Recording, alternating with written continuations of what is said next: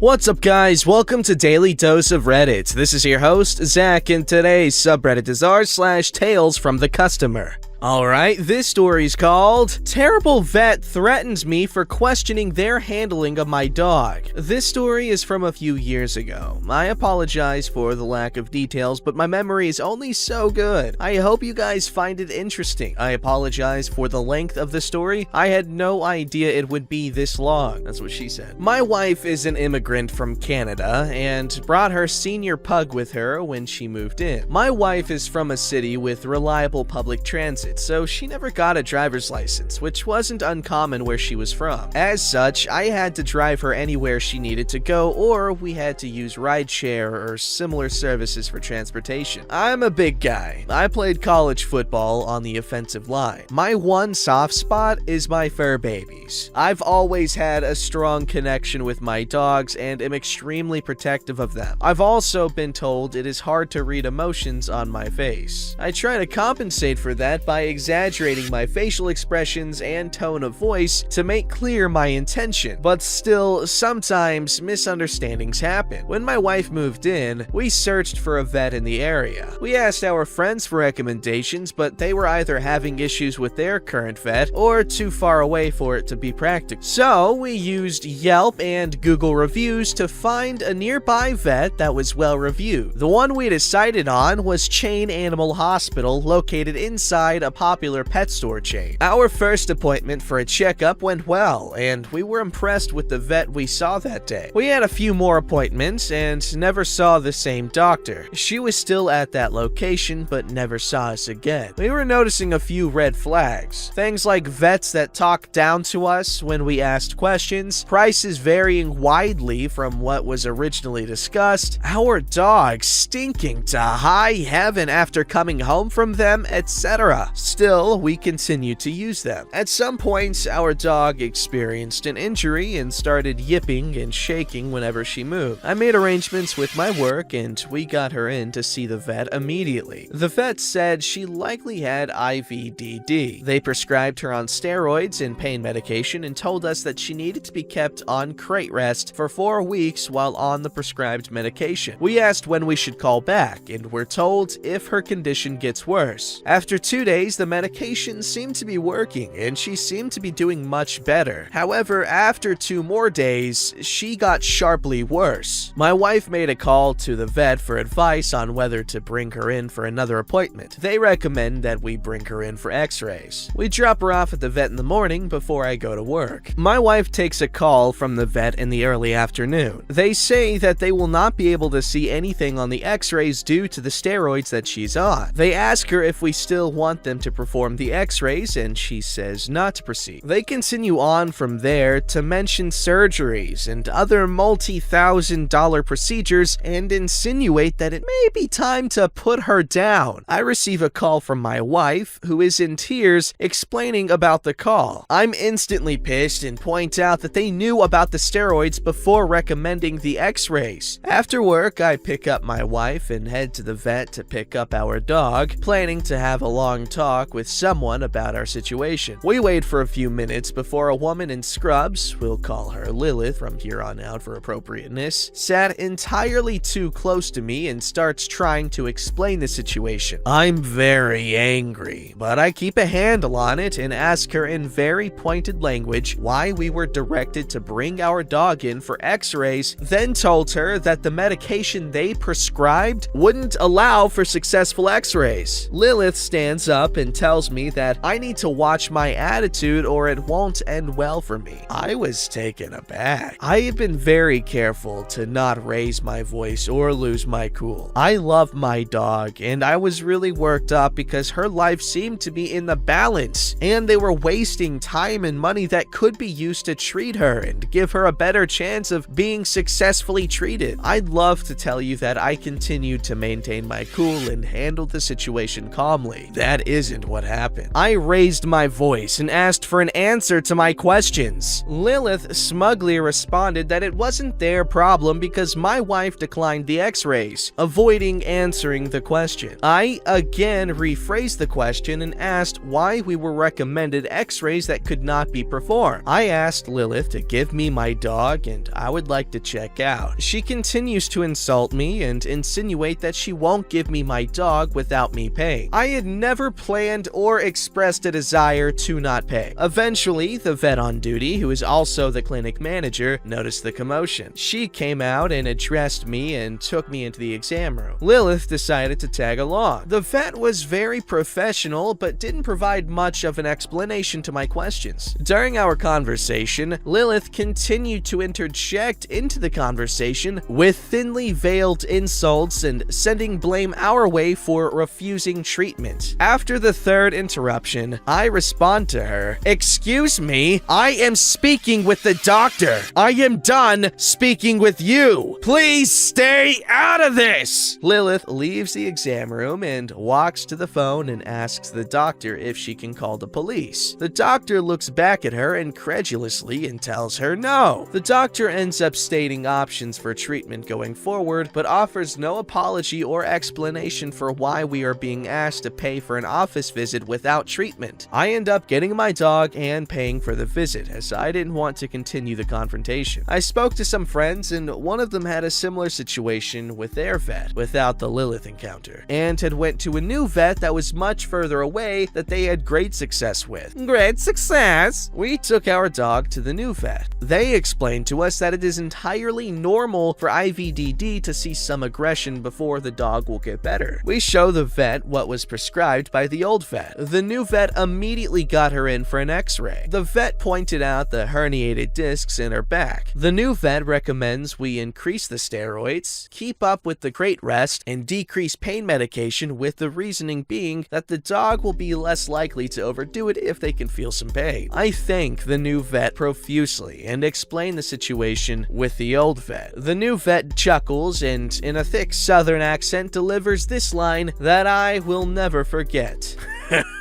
Well, they have their business model, and I went to school to be a veterinarian. As we're checking out, I'm astounded by the price. We paid the same amount at the new vet for x-rays, 4-week supply of both meds, and an office visit as we paid old vet to keep her for the day and do nothing. We followed the new vet's advice, and our dog had a full recovery thanks to the new vet. I'm fully aware that I could have handled the situation with the old vet better.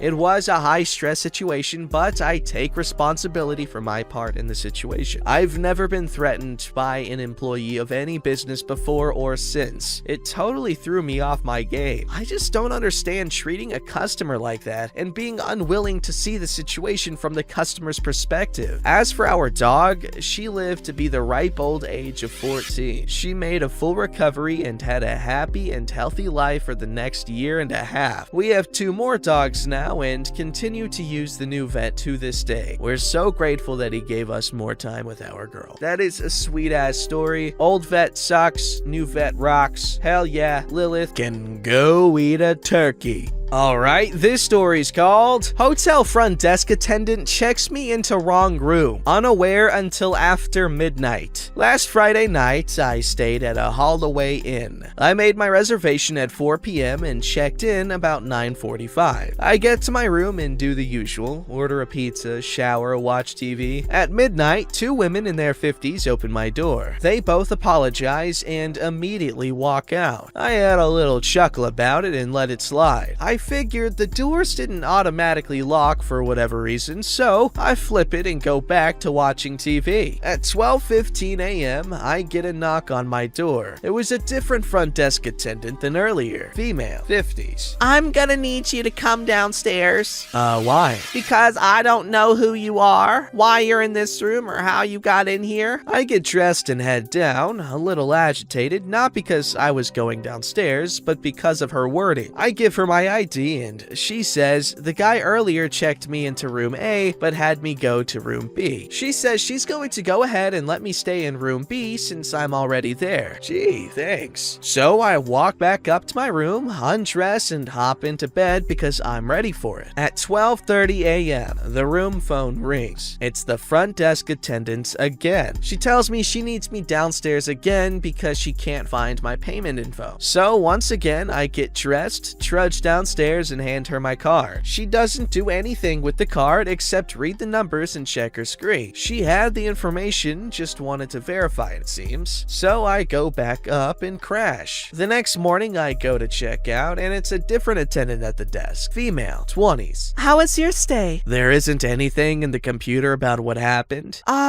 Yes, I am deeply sorry for everything. I can give you $10 off of your stay. $115 originally. $10? I would think having two women walk into your room and then getting called down to the front desk twice all after midnight would be more than a $10 compensation. She had you come down here? She didn't tell me that part. I explained the whole story. Oh my god, I am so sorry. I apologize, that never should have happened. I can knock it down to $75, but anything more than that, I have to get approval from the general manager who isn't here this weekend. So I accepted that with a smile. Not the girl's fault. I'll definitely be writing to corporate this afternoon though. Edits. I should have mentioned that the employee that checked me in at 9:45 was new, according to the attendant that called me down. With hotels putting people in the wrong room or something like that. Stuff happens, man. It's happened to me before. I put people in the wrong room and accidentally checked someone into their room that someone else was in, and usually people are cool about it, like ha ha ha, silly kid, it's all right. But other times they're less okay, which I guess I understand.